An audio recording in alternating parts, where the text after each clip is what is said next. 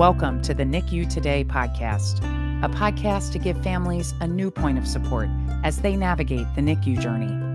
Thank you for listening. Please don't forget to subscribe wherever you enjoy your podcast and share this episode with anyone who might find it helpful. I'd like to welcome today's guest, Tracy Warren. As co-founder and CEO of Astarte Medical, Tracy leverages her business experience to dramatically impact health outcomes in the first 1,000 days of life through cutting-edge data and analytics tools. Previously, she spent nearly 2 decades as an early-stage healthcare venture investor, including co-founding Astarte Ventures, an investment firm focused exclusively on investing in companies with technologies to support women's and children's health and well-being in 2013. Tracy has served on the board of the research arm of Children's National Medical Center in D.C. and Clemson University Research Foundation. So excited to have you here, Tracy. Welcome. Thanks, Martha. Appreciate you having me. And we just had some fun together as we just recently delivered over 500 Thanksgiving meals for families navigating the NICU. One of our favorite days of the year, Tracy. No question. No question. It was great to partner together on that. Yes, we're very grateful for your support on that program. So tell us a little bit more about your background. How did nutrition become a focus for your work in the NICU? And tell us a little bit more about Astarte Medical. Yeah, so I'm a finance person, kind of came out of school really just interested in early stage companies and new technologies to kind of change healthcare. But as my career advanced, I started to get more and more focused on things that I personally was passionate about. And that really led to us forming a fund looking at investing in women's and infant health, an area that's poorly served from a private investment perspective. And it was through those efforts that I met an amazing nurse, my co-founder, Dr. Kate Gregory, who at the time was a bedside NICU nurse at the Brigham and Women's Hospital.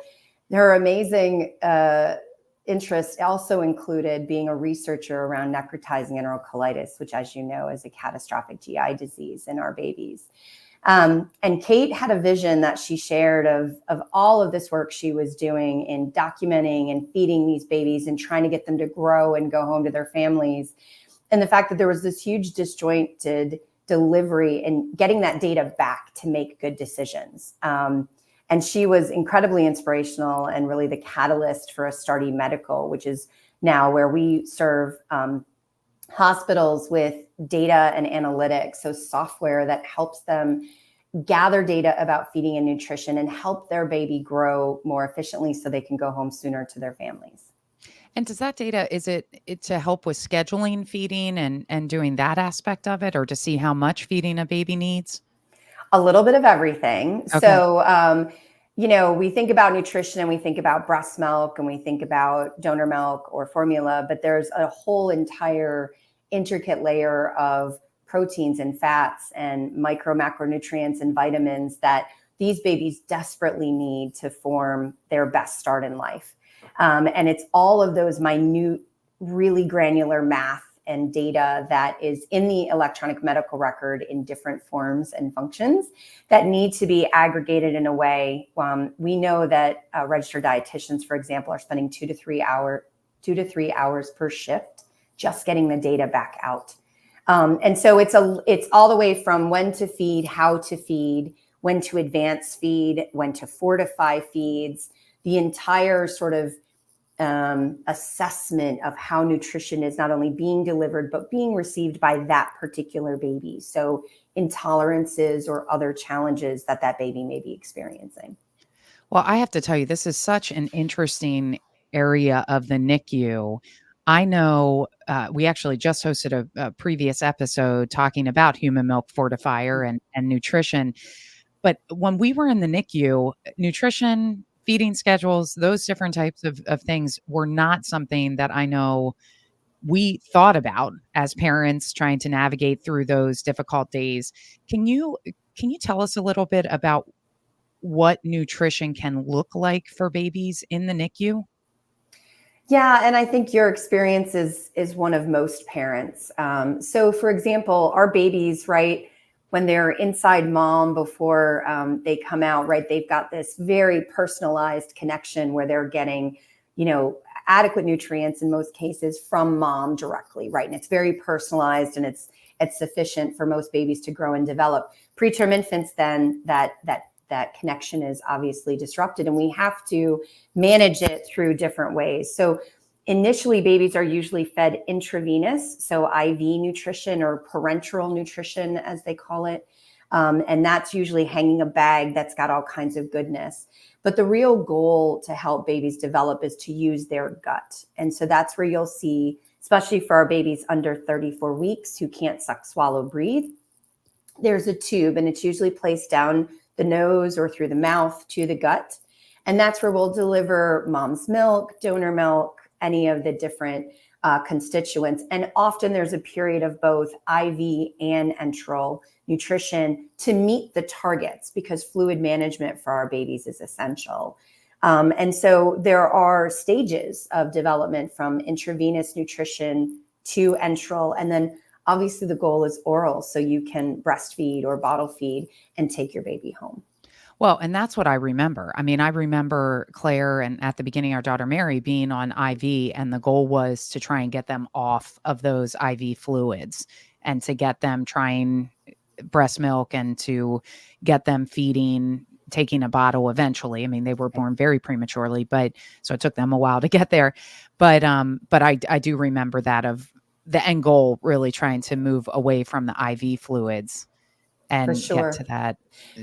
Because that's a risk also of central line associated bloodstream infections. Parenteral nutrition obviously is delivering the nutrients, but it's certainly not the absorption method that your body is meant to have. And for these babies, getting that gut to function and have that motility is really important. And so, yes, getting early enteral feeds is the current thought on best practices. So, transitioning safely. But sometimes babies don't tolerate it initially. And so IV may be extended just to make sure those nutrients are being developed. Well, as we're talking about this, and like I shared with you, nutrition wasn't necessarily front of mind for us. And we talk a lot about questions that we wish we had known to ask when we were in the NICU so many years ago. So I'm going to ask you, what are questions that NICU families should ask when it comes to nutrition for their baby and their scheduling and feeds?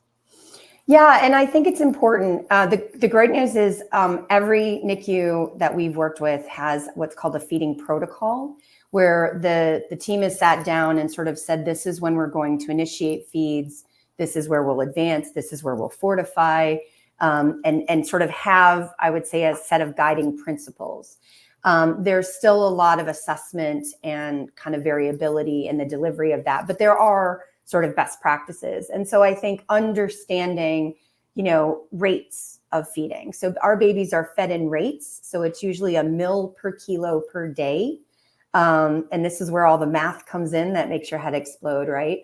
And usually babies are fed, when they're fed enterally, every few hours. So a Q3 feed means they're fed every 3 hours, so 8 times a day. So you can ask a lot of questions about what rate your baby is being fed at, and you want to get to what's called full feeds. So that means they're only using the gut. And that means that parenteral nutrition has gone away, which is a great sign for the baby.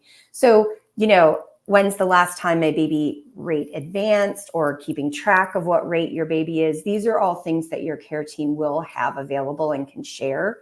And it's important to look at it and celebrate that progress that your baby is making in advancing towards full feeds.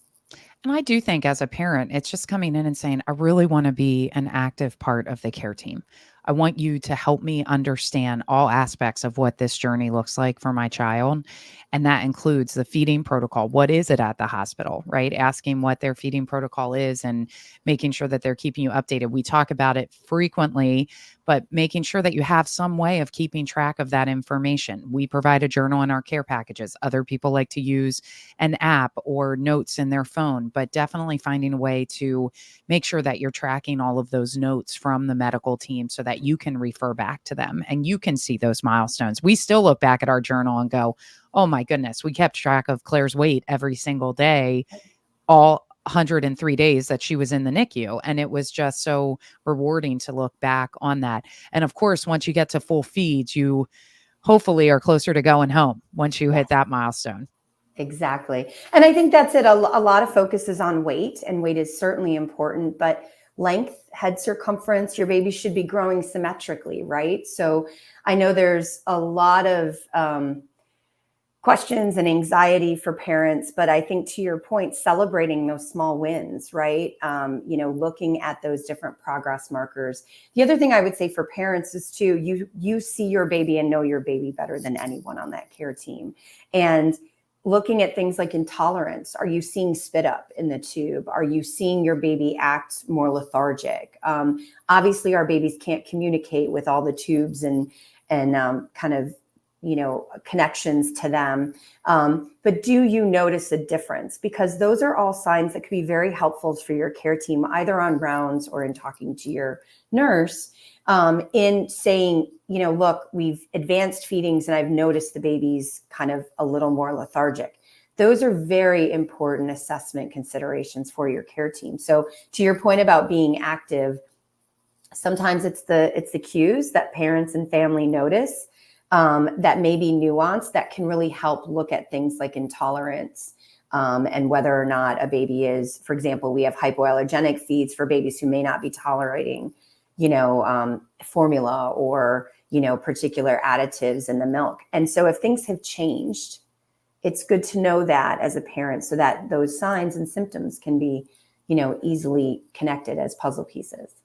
That's such an important piece to share. And to help families know you can always advocate, never be scared to share your thoughts. You know your baby. Many parents, they're there all the time. Make sure you share that feedback and what you're observing with the medical team, because you as parents are a core part of that team taking care of your baby. For sure. Absolutely. Can you talk to us a little bit about when we look at nutrition, and there are so many different members of the medical team? You mentioned nutritionists earlier. We have nurses and lactation consultants and neonatologists and nurse practitioners. But how do the different members of the medical team really play a role in the baby's nutrition? Yeah, and the great thing is, I think, these teams are very well coordinated, and you'll have your rounding team. So I'm going to start from the nurses, right? So they are often delivering the feed, right? So I mentioned being fed, for example, every 3 hours. Usually they're doing that via a syringe. So they either have, mother's milk, donor milk, or they're delivering formula. The syringe goes through the tube to the baby's gut. So they're usually the front line next to the parents, recognizing tolerances, making sure the feed is fully delivered, and capturing all of that data. So they are really that kind of delivery frontline member of the team. Moving up to sort of the RD, or the registered dietitian or nutritionist, she or he is usually the one running the calculations. So I call them our numbers jockey. They are really looking at protein from your intravenous, protein from your enteral. Did the baby get enough protein from all sources to meet their targets? So they are usually very deep into the calculations and adding together these different components to see if your baby is keeping on track and on target. And they then make recommendations. So they're the in-house expert on nutrition, recommending to the prescribers, so that's your NNPs and your neonatologist, what they believe is the best course of action. And so the great news is a lot of centers have one or more dedicated registered dietitians or nutritionists. However, a lot of community centers or smaller centers may not. And that's where I think there's an opportunity for technology to support teams where you don't have that in-house 24/7 expertise. And then lactation consultants are great because they support moms. Obviously, mother's milk is, liquid gold and certainly the standard. I do want to say, though, to moms who can't produce milk or choose not to, the beauty of our system is that we have ways to support these babies through, donor milk plus the nutrition to try to meet that. And I don't want a lot of kind of burden to fall to moms who can't produce. But lactation consultants are a huge part of this team in supporting moms because your milk is coming in maybe a little early. Mother's milk is very different when you're a preterm infant's mom. It's a little less mature than, say, a donor, which is likely from term infants. And so there's a lot of considerations also that the registered dietitians do in looking at fat content and other things for that milk. So it's a really intense process. And the difference for our babies is it's a very long game, right? You don't know in a couple of hours if you made the right decision on nutrition. And so that process is repeated and reviewed consistently and throughout the stay. That's so interesting. So how do families know if their baby's on track as they're going through the NICU? Yeah, you get a beautiful little growth chart. So that's, you've all seen them with the beautiful, and again, everybody wants their child in the 90th centile. It's not true. You want your baby to stay on track in his or her growth trajectory. So if your baby was born at the 25th centile, that's probably because you're of small stature, and that's perfect. And as long as she or he stays on that 25th centile, you're doing great. Some centers use a term called Z-scores, which tend to look at deviations from the mean. And that also is a quick kind of cheat to help to see, as long as your Z-score stays the same. Again, you want to celebrate those progress points. And if there is kind of growth faltering, or you start to fall off that growth curve, that's really where you'll start to see things like fortification, additional types of diet and base being added to try to get that baby back on track. All right. So what is your most important piece of advice to help families take an active role in nutrition for their baby? Ask questions.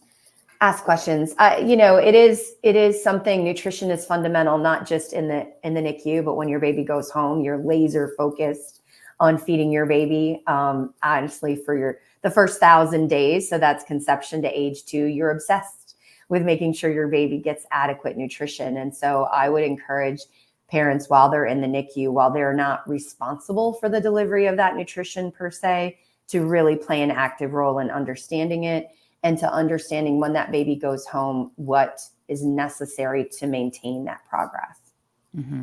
And that extends past the NICU. I mean, I remember when Claire came home, it took her a long time to make the full term chart for the being such a premature baby. And she needed some extra support for calories and to help gain weight and to really grow and become strong. And we asked a lot of questions to her pediatrician. So those empowering yourself in the NICU just helps you to be empowered as you graduate from the NICU and you go to your pediatrician and start meeting with them as you continue to care for your baby, for sure. Yeah, and I would say that's a great point, Martha, because I would say pediatricians don't focus as much on nutrition, right? It's vaccinations, it's weight, it's sort of some of the standard early life milestones. But keep a journal, as you said, or keep track of what your baby's taking in, whether you're still breastfeeding, whether you've transitioned. All of those things are important things, and force the conversation with the pediatrician, because nutrition is the most modifiable risk factor we have for our kids' long-term health, right? And it's both over nutrition and under nutrition, and really start to use that, because you set your child up for that long-term success. Even if they started as a preemie, they can catch up and thrive. And it's really about that active engagement in those first few years to set that baby on the right course. Very good point. And we've talked in past episodes. In fact, we spoke with Dr. Andy Lubell from Lockman and Lubell, True North Pediatrics, about finding the right pediatrician. So some of that comes into play as well, making sure that you find a pediatrician who's familiar with babies who may have been born prematurely, had a lengthy NICU stay. So you have the right to ask those questions and to interview the right pediatrician to make sure you're finding someone that you're comfortable with and you feel as though you're a good team post NICU, which is really important. Yeah, I would also encourage parents to ask employers. So there are now, I would say, better, not great, but better benefits around lactation consultants, teleconsults. You can also do the same for registered dietitians and nutritionists with certain recommendations. So if you are struggling, get that extra support. Don't carry the burden. As a parent, really reach out. And often those services are in fact covered buy insurance and can be supported. And I think that's really where, parents are not alone. And it is an opportunity to really, invest the time and energy now, because it does help those babies catch up and start to get on that sort of term curve earlier. But don't try to do it alone. That is a great tip for listeners, is to check with your insurance to see what benefits you do have available. So anything else you'd like to share today, Tracy? I would say that I think parents are a huge part of this. We work primarily with hospitals and providers, but we find that parents are our best source of information. So go on rounds if you can when your baby is in the NICU, ask questions, and really feel empowered that nutrition is one of the things in your baby's life that will be a constant, and something that you can, really celebrate success in. And we hope that's a great part of your journey. And I know you have some tips and resources for parents on your website. So can you share where families can find more information? Absolutely. So we're at www.NICUTrition. So that's NICUTrition.com. And we have a parents resource page, and it talks about a lot of the calculations and a lot about the challenges and the different roles of the team members. So please check it out. And we'd love to hear from you if you have questions. Well, thank you so much for being here with us today. Thank you for the work that you are doing for families like ours and so many others to help improve outcomes for babies who are experiencing the NICU. It really means a lot to us, and we're so grateful for our partnership. But thanks for being here today, Tracy, and thank you to everyone for listening. Thank you for tuning in to the NICU Today podcast, brought to you by Today is a Good Day. Learn more at todayisagooddday.org.